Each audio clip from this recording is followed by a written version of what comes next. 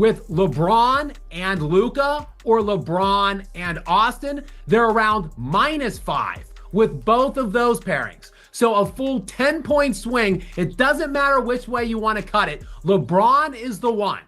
Of the three, it's not like, oh, they just don't mesh all three. No, LeBron is making this team worse, period. Something strange is happening in Los Angeles. A growing number of analysts, fans, and even former players are starting to say something that once sounded impossible. They are starting to argue that the Lakers might actually be better without LeBron James on the floor. And when voices like Jason Whitlock and Steve Kim start openly saying it, you know the conversation has officially crossed into territory the NBA media usually tries to avoid. The most embarrassing Hall of Fame type finish, because LeBron last year, year before, could have retired with class and dignity. He's hung on for his son to play with Bronny. Do you agree with critics who say LeBron James is actually hurting the Los Angeles Lakers right now? Or do you think the team would be even worse without him? Drop your opinion in the comments and let's debate it. There are probably over 100 five-man lineups that the Lakers have deployed this season. And really there's 3 of them of the 130 that I've looked at, like the top 3 most utilized five-man lineups. 2 of the 3 of them use LeBron James. 1 of the 3 of them does not use LeBron James. The 2 with LeBron James are terrible. They're -5.5 with one of them and -23.5 with the other one of them. Whereas the one five-man lineup of the top 3 most utilized without LeBron is +16. This debate exploded after Whitlock and Kim broke down some lineup data that paints a very uncomfortable picture for LeBron supporters. According to the numbers they examined, the Lakers' most frequently used five-man lineups this season tell a story that almost no one expected. 2 of the top 3 lineups include LeBron, the other one does not, and the difference between them is dramatic. The lineups featuring LeBron are significantly negative in net rating.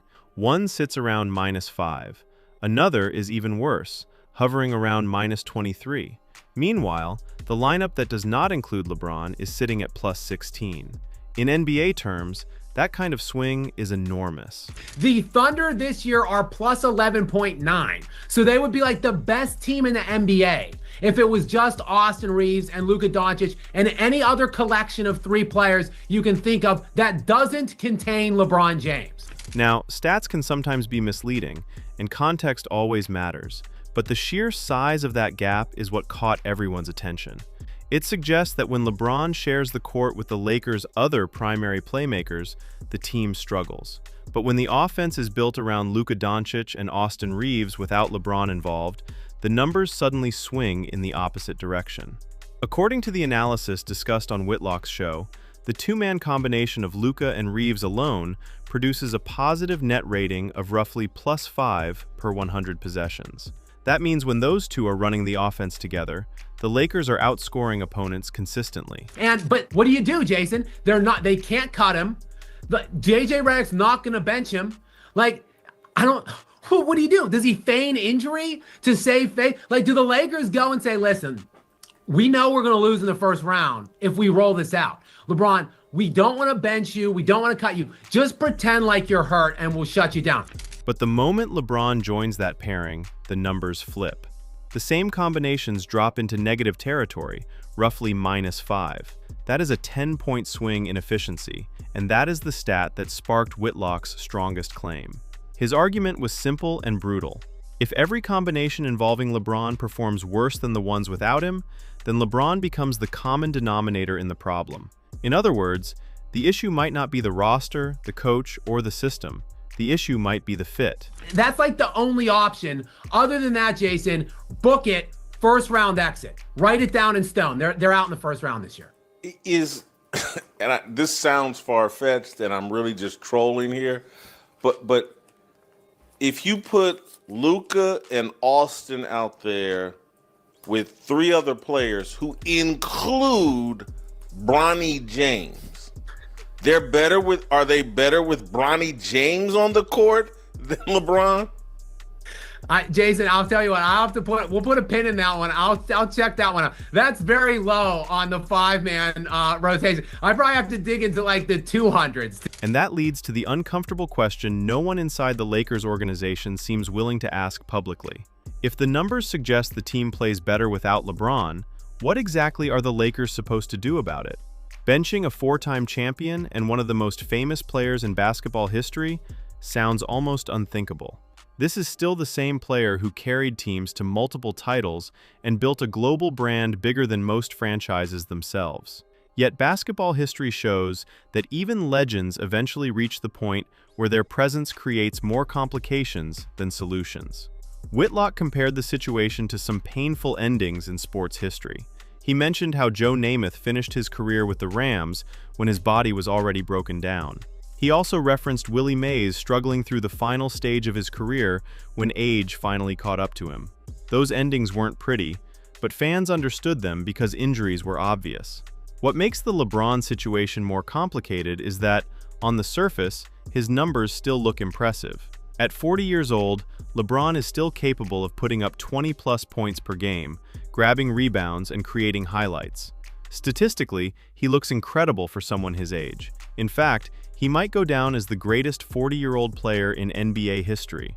But critics argue that those numbers hide a deeper issue. They say the stats are masking the way his style of play affects the overall team structure. LeBron has always been a high-usage player. For most of his career, the offense revolved entirely around him having the ball.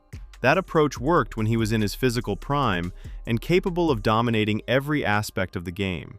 But the Lakers now have another high-usage superstar in Luka Doncic, a player who also thrives when he controls the ball and orchestrates the offense. Add Austin Reaves into the mix as another creative playmaker, and suddenly you have 3 players who all function best with the ball in their hands. That kind of overlap creates friction in modern NBA offenses. When multiple ball-dominant players share the floor, spacing shrinks and rhythm disappears. Instead of a fluid attack, possessions can turn into awkward rotations of isolation plays. According to Whitlock's argument, that is exactly what is happening with the Lakers right now. When Luka and Reeves run the offense together, the team flows naturally. But when LeBron is added to the mix, the system becomes crowded. Steve Kim took the argument even further. He suggested that the Lakers should seriously consider limiting LeBron's minutes to around 15 or 20 per game, not as a punishment, but as a strategic adjustment. His idea was to separate LeBron from Luka and Reeves for large stretches of the game and allow him to run the second unit instead. That would give the younger stars more freedom, while still allowing LeBron to contribute in controlled bursts. Of course, the obvious problem with that idea is ego. Convincing a player who has spent 2 decades as the center of every team he's played on to suddenly accept a reduced role would be extremely difficult. LeBron has built an entire legacy around dominance and longevity. Asking him to step aside, even partially, would send shockwaves through the league. Another complication is the off-court power dynamic. LeBron's influence extends far beyond the court. Through his connections with agents, media personalities, and business partners, he holds an unusual level of influence within the NBA ecosystem. Critics often point to his relationship with Clutch Sports and the perception that teams sometimes adjust decisions to accommodate his preferences. That power dynamic is one reason analysts doubt the Lakers would ever openly reduce his role. Instead, some have speculated about other possibilities, including the idea that LeBron might eventually leave the team entirely. One destination that keeps coming up is a return to the Cleveland Cavaliers, the franchise where his career began. On the surface, the storybook narrative makes sense. Returning to Cleveland would complete the circle of his career, creating a final chapter filled with nostalgia.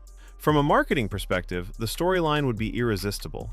But when analysts looked at the basketball fit, they quickly found another problem. Cleveland already runs an offense built around high-usage players like Donovan Mitchell and James Harden.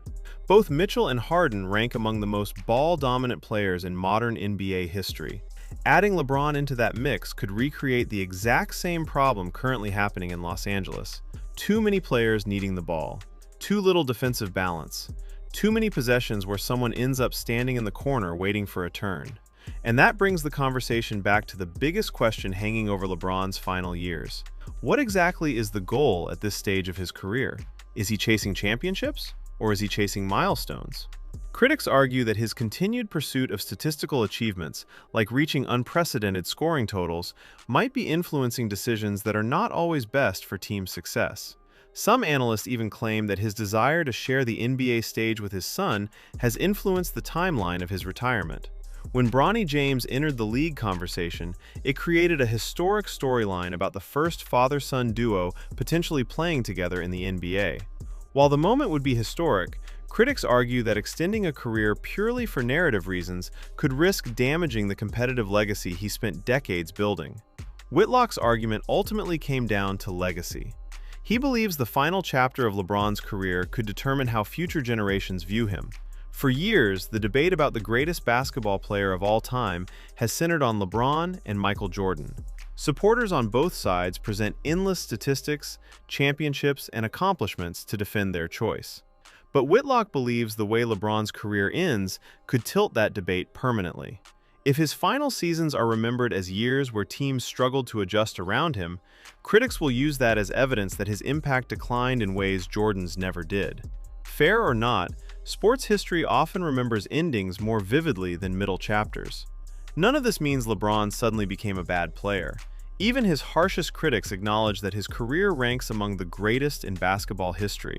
4 championships, multiple MVP awards, and 2 decades of dominance place him firmly among the legends of the sport. But the NBA is relentless when it comes to time. Every superstar eventually reaches the point where the game moves forward without them.